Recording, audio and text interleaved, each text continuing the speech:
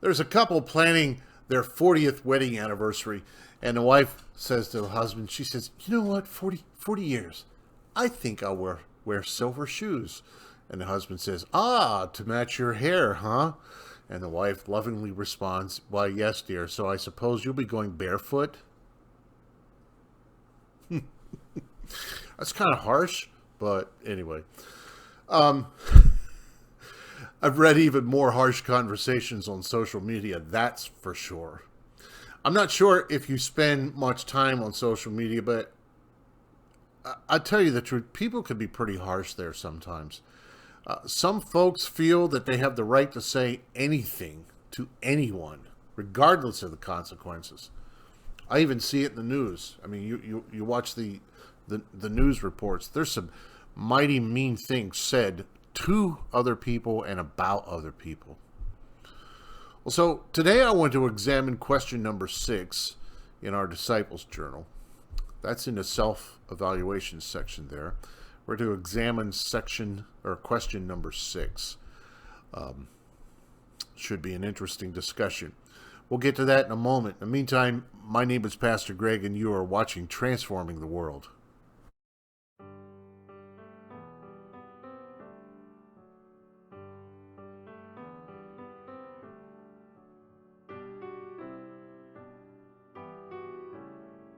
Before I get too further along here, if you don't have a copy of this year-long journal that we are using, again, send me an email and I can get you a copy. I can email it to you.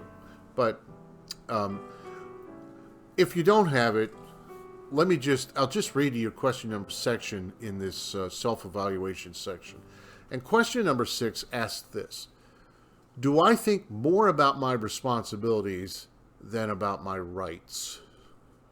I think that's a valid question, honestly. When you and I are considering the Christian characteristic of responsibility, I think that is a very valid question to ask. The psalmist has written this. Psalm 19:14 says, let the words of my mouth and the meditations of my heart be acceptable in your sight, O Lord, my rock and my redeemer. And King David recognized that his thoughts and his words matter to God. Of course, Jesus reemphasizes this as well. The Sermon on the Mount, Matthew 5:22. That's where he says, you call somebody a fool, you're guilty of hell. The Apostle Paul teaches that our speech should always be with grace, as though seasoned with salt, so that we will know how we should respond to each person, Colossians 4:6. And then James, wow.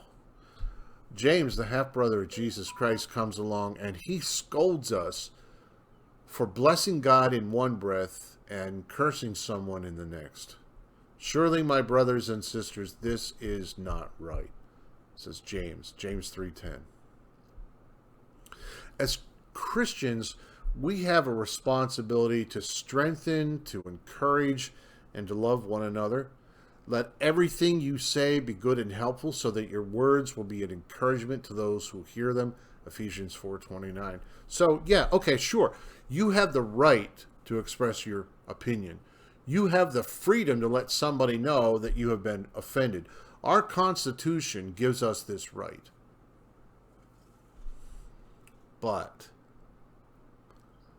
as Christians, our responsibilities must overrule our rights.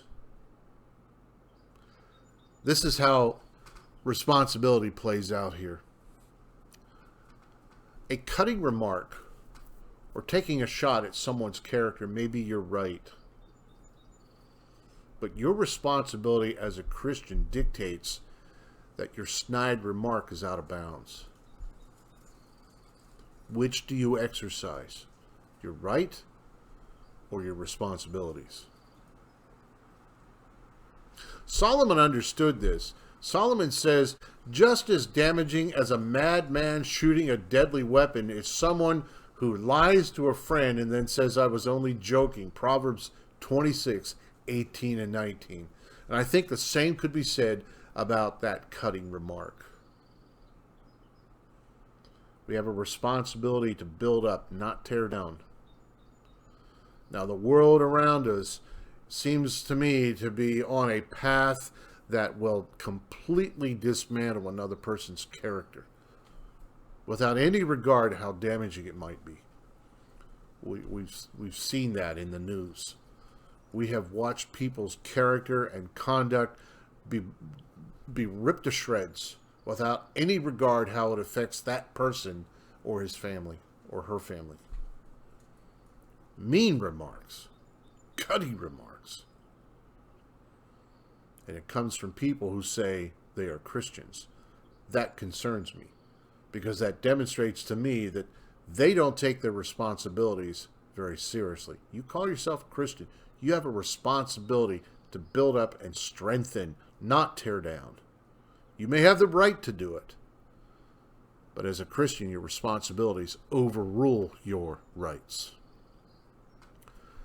My friend, the Lord God, the Lord is aware whether you take your Christian responsibilities seriously.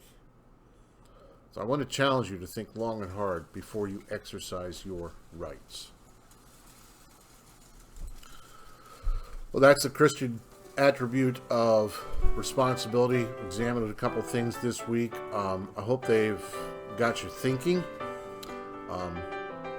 Continue to go through that self-evaluation section and the rest of the guided questions there in the Disciples Journal. Again, if you don't have a copy of one and you would like one, just send me an email, greg.jones@fcob.net, and I'll email you a copy.